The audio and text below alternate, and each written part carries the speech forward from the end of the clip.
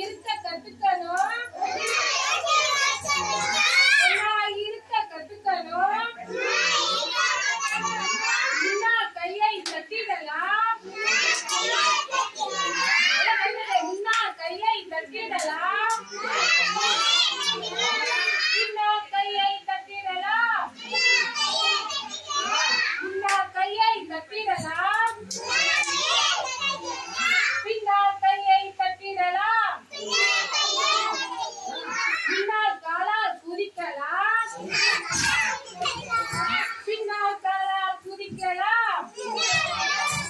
முன்னால் காலால் குதிக்கலாம்.